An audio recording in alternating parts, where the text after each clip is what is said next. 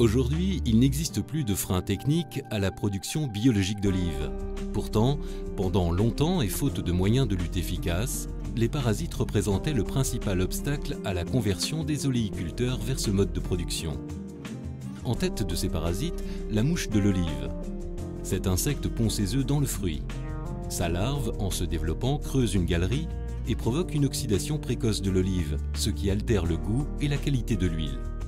Les moyens de lutte biologique contre ce fléau ont été mis au point grâce à la collaboration de producteurs, de l'AFIDOL et des techniciens de terrain.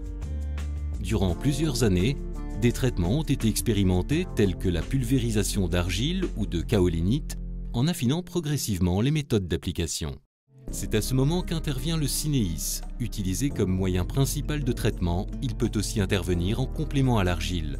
Composé d'un attractif alimentaire associé à un insecticide bactérien naturel, le spinosade, le Cinéis doit être appliqué à raison de 1,2 litre par hectare dans une dilution de 30 litres d'eau. Pour éviter les risques de résistance de la mouche, l'application de ce produit est limitée à 4 traitements par an. Produit adulticide, il est donc essentiel de le pulvériser avant les pics d'infestation, dont il est possible d'être averti par le bulletin d'information diffusé par l'AFIDOL et en surveillant l'évolution des populations de mouches sur des pièges disposés à cet effet. Il a été observé que les attaques de mouches commencent la plupart du temps sur la partie sud de l'arbre. Ainsi convient-il de privilégier les pulvérisations sur cette zone en réglant la buse pour produire de grosses gouttes de 4 à 6 mm de diamètre.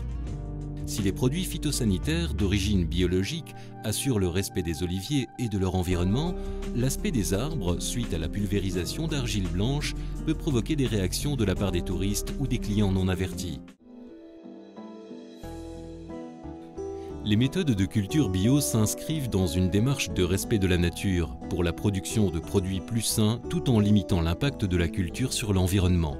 L'olivier est un arbre respecté, souvent transmis de génération en génération. Son écorce garde la mémoire de nombreuses lignées d'agriculteurs. Il est donc important de le considérer dans sa globalité, avec son environnement proche comme le sol ou le verger, mais également comme faisant partie du paysage d'une commune ou d'une région. Le principe du bio ne s'arrête donc pas uniquement à limiter les agresseurs de l'arbre. Il s'étend à l'ensemble des moyens nécessaires pour assurer la bonne croissance de l'arbre et de ses fruits.